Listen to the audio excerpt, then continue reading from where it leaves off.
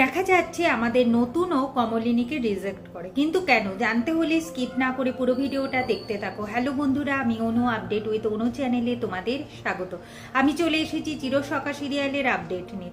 চিরসখা সিরিয়ালে দেখা যাচ্ছে কমলিনী নতুনের সাথে আলাদা করে তার ঘরে কথা বলতে আসে, কিন্তু নতুন একটু হেজিটেট ফিল করছে। সে বারবার করে ফর্মালিটি সহকারে কথা বলছে। এরপর কমলিনী দেখতে পায় যে নতুন ব্যাগ নামিয়ে ফেলেছে।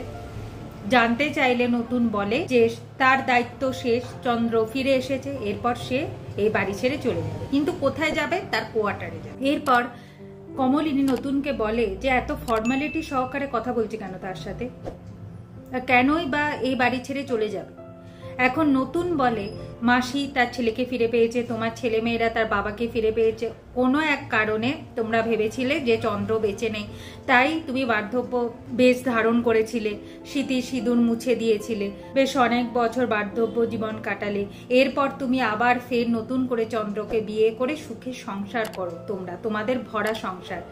আর আমি এখানে থাকতে চাই না, কারণ অনেকে আমাকে পছন্দ করে। আর তাছাড়া মাসি বলেছে যখন তোমাদের দুঃখের দিনে আমি ছিলাম, তাই তোমাদের বিয়ের দিনেও আমি থাকবো, তারপর আমার ছুটি, আমি এই বাড়ি ছেড়ে চলে। এখন কমলিনী বলে বাহ নতুন ঠাকুরপো, তুমি সবকিছু নিজে নিজেই সিদ্ধান্ত নিয়ে নিলে। আচ্ছা এই বাড়িটা তো তোমার, তাহলে তোমার দয়া কেন থাকবো? চন্দ্র ফিরে এসেছে, তাহলে চন্দ্র নিজে ব্যবস্থা করবে।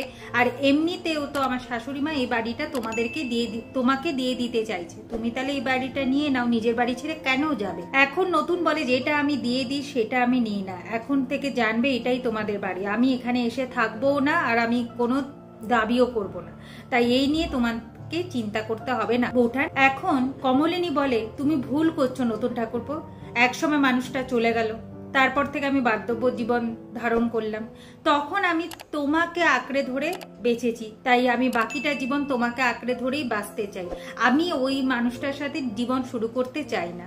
বেশ তো নতুন ঠাকুরপো, তুমি আমাকে একটা কথা বলো তো, তুমি যে হসপিটালে এতগুলো আমাকে কথা বললে, তাহলে সেগুলো কি ঠিক নয়? এখন নতুন বলে আমি হসপিটালে অনেক কথাই বলেছি বৌঠান, তুমি কোন কথাটা বলছো?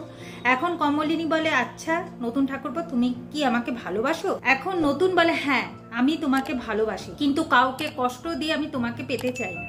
চন্দ্র কোনো এক কারণে অনেক বছর বাড়ির বাইরে ছিল, এখন বাড়িতে ফিরে এসেছে, সবাইকে পেয়ে সে কত হ্যাপি, তোমাদের সুখের সংসার, তুমি চন্দ্রকে বিয়ে করে সুখে থাকবে, আমি কেন তোমাকে তাদের কাছ থেকে কেড়ে নেবো বলো তো?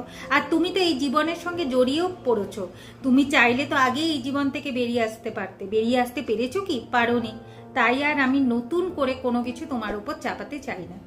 আর তাই বলি যে বৌঠান তুমি আর বেশিক্ষণ এই ঘরে থেকো না, তুমি চলে যাও, সবাই ভুল ভাব। এরপর কমলিনী যাওয়ার সময় বলে আমি বুঝে গেছি নতুন ঠাকুরপো যে আমি তোমার জীবনে বোঝা হয়েছিলাম, বেশ তোমাকে আমি ফ্রি করে দিলাম, তোমার ইচ্ছে মতো তুমি থাকো, চাইলে বিয়েও করতে পারো। এখন নতুন বলে আমার ভাবনা, আমার চিন্তা ভাবনা না হয় আমার কাছেই থাক, তুমি যেটা বোঝার বুঝে নিয়েছো, এরপর তুমি যেতে পারো। দিয়ে দেখা যাচ্ছে যে কমলিনী এদিকে খাবার বানাচ্ছে, সবাই বসে ডাইনিং প্লেসে গল্প করছে, কিন্তু বুবলাই বারবার করে নতুনকে এই বাড়ি থেকে তাড়ানোর চেষ্টা করছে। অন্যদিকে বুবলাইয়ের বাবা বাবিলের কাছ থেকে গান শুনতে চাইছে, এইদিকে কমলিনীর বাড়ির লোকেরা চলে এসেছে, তারা চাইছে কুমু আর চন্দ্রর বিয়েটা আবার ধুমধাম করে হোক, কিন্তু চন্দ্র বলে আমার এক ছেলের বিয়ে হয়ে গেছে, আরেক ছেলে মেয়ের বিয়ের দেওয়ার সময়ও এসে গেছে, এই টাইমে যদি আমরা সংসেজে বিয়ে করি কেমন লাগে? তখন নতুন বলে কেন রে, তুই তো নিজের বউকেই আরেকবার বিয়ে করবি, এতে আবার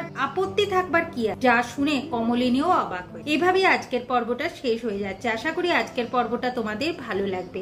ভিডিওটা ভালো লাগলে লাইক শেয়ার ও সাবস্ক্রাইব করে দিও। ভিডিওটা দেখবার জন্য অসংখ্য